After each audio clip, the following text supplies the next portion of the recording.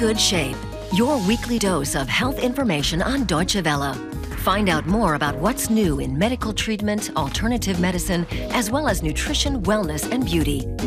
Medical professionals, therapists, and counselors are in our studio to offer their expert advice on In Good Shape. With me in the studio now is Professor Bertram Wiedenmann from Berlin's Charité Hospital. Hello. Hello. Hello and welcome.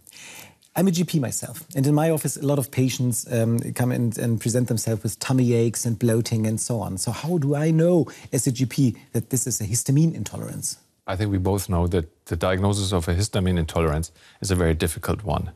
We, in contrast to, for instance, patients with lactose or fructose intolerance, there we can make the diagnosis rather easily. But in the case of histamine intolerance, there's no proper diagnosis with a blood test or also with regards to a tissue diagnosis in an endoscopic sample.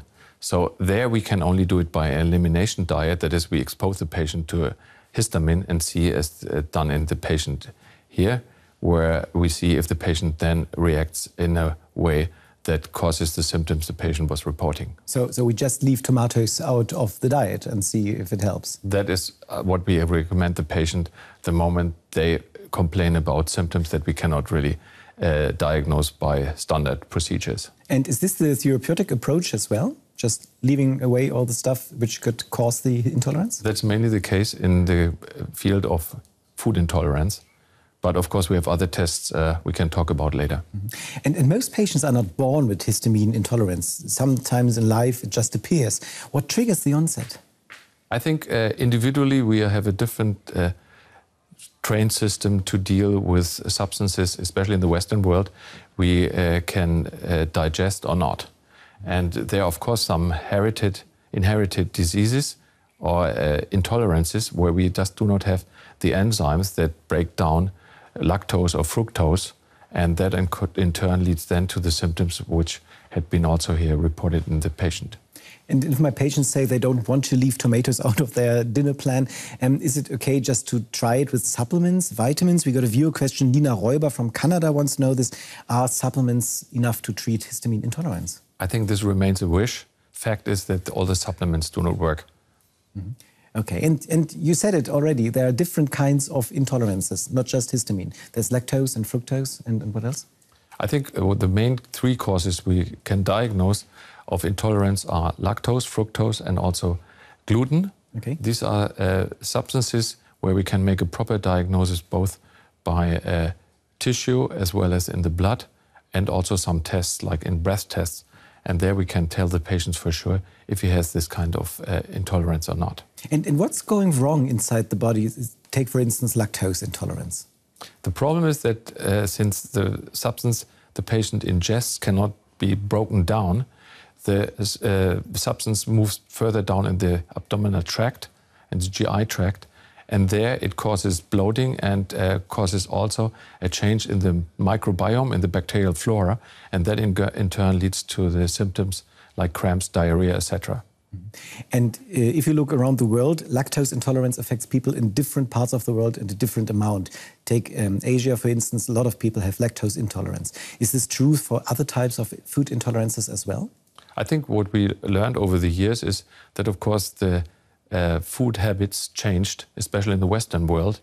And therefore, of course, we have a trained system over the thousands of years in humans that are only ready to break down certain substances. But if we look, for instance, in the Western world, we have a lot of preservatives now in the food. We have also changed our diets with regard to tremendous quantities of fructose, like, for instance, in Coke. And that, of course, leads also to in patients that usually not exposed or used to that, to the given symptoms. Okay. So, and if you suggest that there's some food intolerance in a patient of yours, what do you do? What kind of procedures do you do to test it? I think what we have to do is, in the first place, do a breath test with regards to glucose and also fructose tolerance.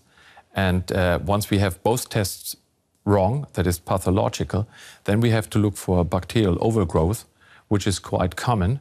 And once we have that, then we have to go into more detail asking, is there celiac disease present, or is there some other cause, especially once the patients come from the tropical areas. Mm-hmm. And you have to distinguish food intolerance with food allergy. Absolutely. Yeah, we got a viewer, Sunil Kumar from India, and he wants to know what's the difference between both of them. Well, there's a big difference. In the one case, you just have some abdominal cramps and diarrhea and some discomfort in the abdomen. Intolerance? That's intolerance. And in the other case, you really deal with a vitally endangering situation where patient develops, aside from a swelling of the face, also breathing problems, and the patient in the extreme has to be intubated in order to secure his life. So there's a complete difference with the patient's symptoms and also patient life expectancy. And in the case of allergies, you don't even need a large amount of the allergic substance, like take nuts, for instance. Absolutely. In the case of allergy, a small amount already suffices to cause the given symptoms, whereas in intolerance, you have a quantity-dependent effect. And avoiding the food you are allergic to is one solution, of course, but are there any other things like medication or drugs you can take? Well, I think what you need is an emergency kit in the case you're exposed to some of the allergens. And there you clearly have to use this kind of emergency pack with you all the time in order to be not in a situation where you're exposed to the very dangerous irritant. So it might be dangerous not to have an emergency pack there, but in food intolerances, is it dangerous not to treat them, or can you just leave it if it don't bother you so much? I think you can leave it. It doesn't affect your life expectancy. However, I think your quality of life is clearly impaired, and there you have to adjust according to what you can eat and what you cannot eat. Professor Wiedenmann, thanks so much for being with us in the studio today. Thank you. Welcome.